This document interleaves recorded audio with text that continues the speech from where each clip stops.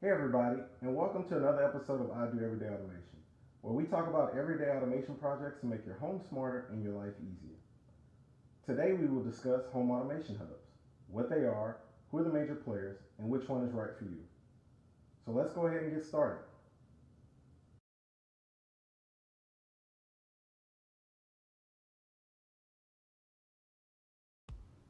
So first up, we have the Claire Click Mini. They're not really new kids on the block, but they're not as well known as some of the other consumer products that we'll talk about on the channel. Claire more so operates through a third-party installer who comes to your home and installs most of the equipment for you. There are good parts to that, but there are also drawbacks. The third-party installer has a little bit more control over the system, and they're more so in control of upgrades and rollouts such as that. And I'm not really too big of a fan of someone else controlling me upgrading software or adding features. Claire claims to be compatible with about 1,800 devices, which is true, but a lot of those devices are either Claire proprietary devices or they're devices that will connect through Alexa or other hub type devices to expand their lineup. So while I think it is a good idea in implementation, it's not really the focus of this channel because we're going to be doing a lot more of the DIY type of stuff, and we're going to be doing a lot of the software and hardware installation ourselves. Okay, so next up on the list is the Amazon Echo. The reason this guy's on the list is because of Alexa's vast array of skills that you can incorporate. It works with a lot of smart home devices such as the Quick-Set Door Lock, the Ring Smart Camera, and it even works with the Ratio Smart Sprinkler System that we discussed previously on the channel. So Alexa is definitely a good way to start if you don't like installing a lot of devices, because most of the devices are plug and play, or if you don't like any complicated software to have to install. Most of the skills can be enabled by just saying, "Hey Alexa," and then the skill name. You can go to Amazon's website to look up what those skills are. Next up, we have the Apple TV by Apple. This also is a smart home hub. You can use it with Apple's HomeKit. Any devices that you see in Lowe's or Home Depot or online that have the Apple HomeKit logo on it can be used with this device. There are some caveats though. You actually have to have a secondary device, not just the Apple TV, to use this feature. The Apple TV acts as a gateway to allow access to the home when you're away. So we will review some of the features of this because we do have some Apple products in the home that we can show you guys how to use some of those features with. So next on the list, we have the Nvidia Shield TV.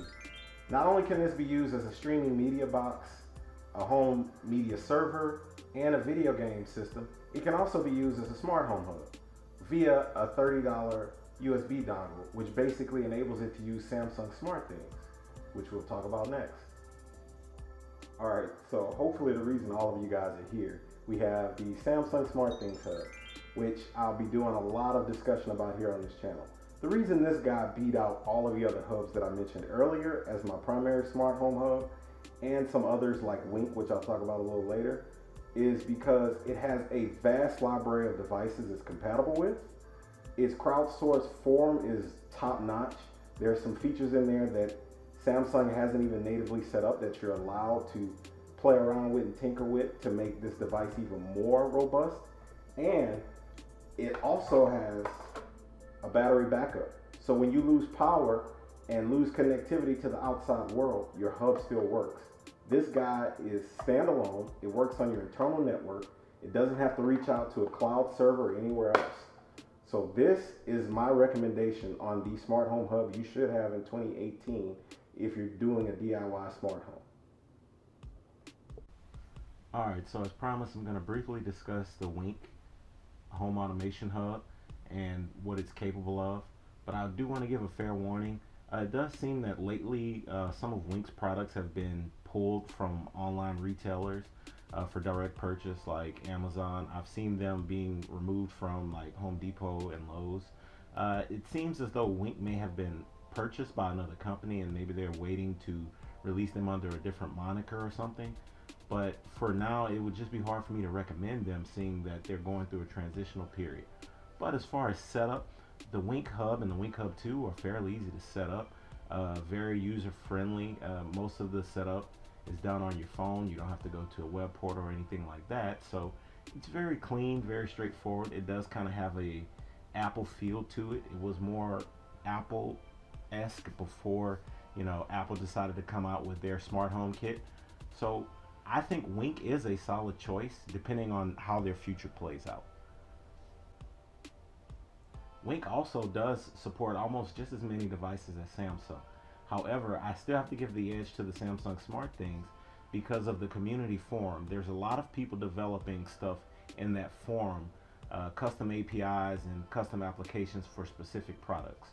So that's another reason why I gave the edge to Samsung SmartThings over some of the other consumer products.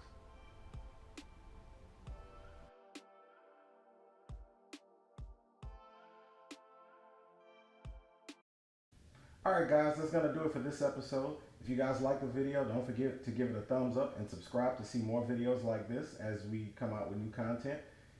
Also, don't forget, all of the products that we discussed today will be down in the description below. And moving forward, I think we're going to shorten the videos to about 5 or 10 minutes just so people don't get inundated with information. And we'll just break them up into smaller segments. If you guys have any comments or feedback, go ahead and leave it down in the comments below. Otherwise, I'll see you guys on the next one. Thanks.